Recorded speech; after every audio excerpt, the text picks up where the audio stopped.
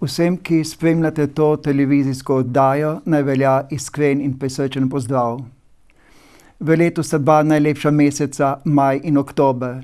Meseca maja je narava odeta z cvetjem, en sam cvet, a meseca oktobra pa je obložena s sadovi. Kar meseca maja s cvetjem obljublja, to oktobra sadovi daje. In oba meseca sta posvečena njej, ki je cvet in sad obenem, obljuba in uresničitev odrešenja, Mariji. In meseca maja jo častimo s šmarnicami, oktobra pa z rožnim vencem. Rožni venec je naša priljubljena molitev, posebej v župnijah, kjer so posebne molitvene skupine žive rože rožnega venca. Vendar vsi vemo, da je danes molitev rožnega venca v ozadju pri posameznikih, mladih in odraslih, v družinah in žal tudi v nekaterih župnijah. Večkrat slišimo, da je rožni venec mehanična, nesodobna, za naš čas neprimerna, celo odbijajoča molitev. Češ, preveč je ponavljanja, za rožni venec ni več časa. Tako slišimo, a je usodna zmota. Današnji človek nima več časa zase, ne za sočloveka, ne za Boga, ne za molitev. Kmalu ne bo imel časa več živeti, zato bo samo životaril. Sedaj že blažena mati Terezija iz Kalkute je bila pred davnimi leti doma na obisku v takratni Jugoslaviji in na svojih srečanjih z mladimi in odraslimi po župnijah in škofijah je večkrat ponovila: ugasnite vsak večer 10 minut televizijo ali radio in skupno molite vsaj 1/10 rožnega venca. Molite jo v družinah, ker je rožni venec molitev krščanskih družin, očeta, matere in otrok. Je molitev zrelega kristjana. Je tudi šola krščanskega življenja. Rožni venec je povzetek celotnega evangelija, bi lahko rekli. Vseh dogodkov iz Jezusovega in Marijinega življenja je povzetek celotne odrešenske zgodovine. V prvem delu je pred nami Kristus, ki je prišel med nas.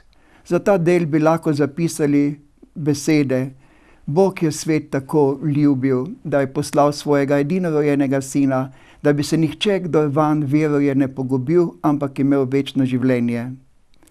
V drugem ali svetlem delu, ki ga je pred nekaj leti sestavil sedaj tudi že blaženi papež Janez Pavel II., je pred nami Kristus v svojem javnem delovanju, od krsta v Jordanu pa vse do velikega četrtka pri zadnji večerji. V tretjem ali žalostnem delu je pred nami Kristus v trpljenju in smrti. Za ta del bi lahko rekli: nihče nima večje ljubezni, kakor je ta, da kdo da svoje življenje za svoje prijatelje. In v četrtem častitljivem delu pa je pred nami Kristus z svojim vstajenjem in poveličanjem. Kako nam sveta liturgija skozi cerkveno leto predstavi Kristusovo življenje, njegovo skrivnost od rojstva v Betlehemu pa do vnebohoda, ko je zmagoslavno sedel na očetovo desnico, tako nam tudi rožni venec predstavi glavne skrivnosti ali dogodka njegovega življenja. Ko molimo rožni venec, so pred nami ne le Kristusove, marveč tudi Marijine skrivnosti, tudi njeno življenje. V prvem ali veselem delu smo z njo v Nazaretu pri angelovem oznanjenju ali učlovečenju Božjega Sina, na obisku pri sorodnici Elizabeti, pri rojstvu v Betlehemu, pri darovanju, iskanju in najdenju Jezusa v Jeruzalemu. V drugem svetlem delu pa smo z njo v Kani Galilejski. Na njeno priprošnjo je Jezus naredil prvi čudež. Vodo je spremenil v vino. Nato pa Marija stopi nekako v ozadje. Evangeliji jo sploh ne omenjajo, da ne bi sina ovirala pri oznanjevanju ali njegovem odrešenskem poslanstvu, vendar pa je iz ozadja spremljala svojega sina kot žena med drugimi ženami.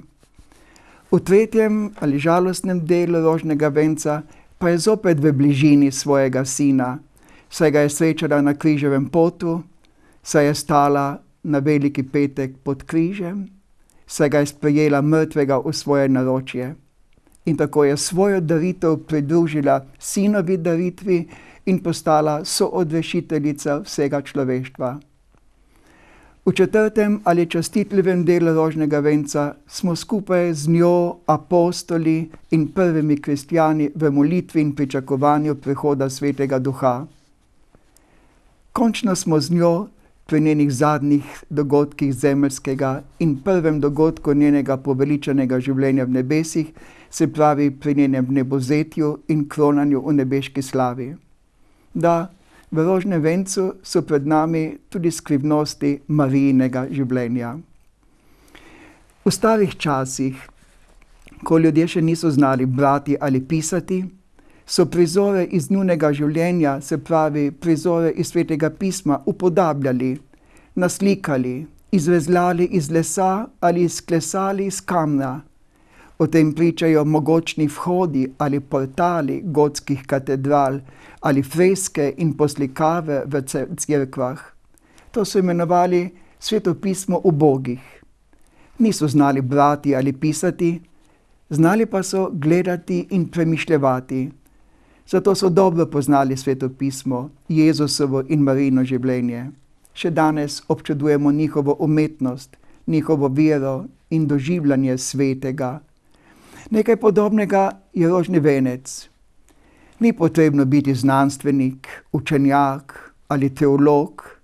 Ni potrebno niti znati pisati ali brati, dovolj je, da znamo gledati, premišljevati, moliti in bomo poznali ves evangelij. Rožni venec pa je tudi povzetek našega življenja. Poznavalci človeka delijo njegovo življenje na 4 dobe, kakor ima rožni venec 4 dele. Prva doba je vesela in brezskrbna mladost. Sledi doba napornega in trdnega poklicnega dela.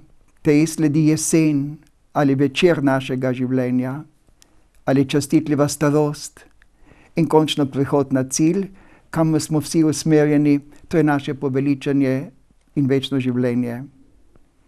Mladost ali veseli del našega življenja je čas prvega dela našega življenjskega rožnega venca. To je čas otroštva. Zato dobo pravijo strokovnjaki, da je doba, ko človek prosi. Otrok prosi starše za kruh, igračo, zvezek, svinčnik. Vsega sili, da prosi. Otrok je popolnoma odvisen od staršev. Ničesar nima, a vse potrebuje. Ne more in ne zna si pomagati, zato prosi. In Jezus pravi, prosite in se vam bo dalo. V prvem ali veselem delu rožnega venca prosimo za našo mladino, da bi pošteno preživela svojo mladost in s čutom odgovornosti pripravljala sebi lepo prihodnost.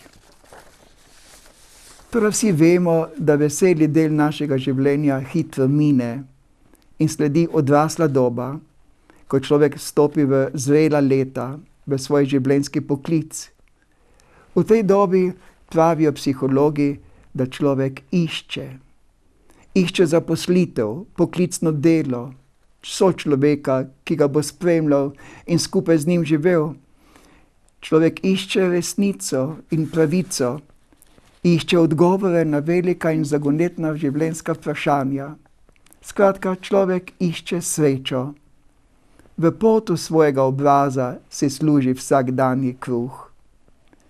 In v tej dobi človek okusi tudi ljubezen, pa tudi nerazumevanje, nasprotovanje, celo sovraštva je deležen.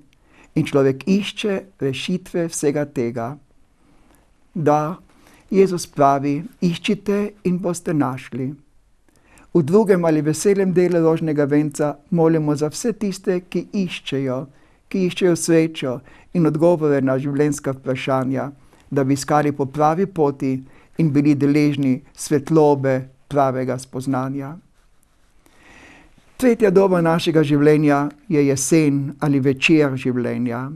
Psihologi pravijo, da je to doba, ko človek trka. Velikokrat potrka na vrata poznanih ljudi ali sosedov, ker se čuti osamljenega, zapuščenega, odpisanega. Trka, da bi ga sprejeli, potolažili, mu pomagali, ker se čuti s križem obloženega. Ta križ je lahko nerazumevanje, obsojanje, zaničevanje, celo v družini.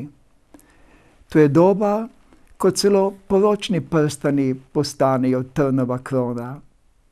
Otroci ne razumejo staršev, jih zapuščajo, ali so primeri, celo odpravijo jih v dom za ostarele, da se jih na lepi način znebijo. V tej dobi je pred človekom pogosto kalvarija. Človek doživlja skrivnost žalostnega dela rožnega venca. Oglaša se bolezen, zato človek trka na vrata pri zdravniku v bolnišnicah. Krivulja življenja se je strmo nagnila navzdol, bliža se veliki petek in zdi se nam, da človek trka na vrata večnosti. Da, Jezus je rekel, trkajte in se vam bo odprlo. Kaj se nam bo odprlo? Tisti zadnji, četrti del našega življenjskega rožnega venca, velikonočne skrivnosti, naše vnebovzetje in poveličanje, naš cilj, kjer smo vsi doma.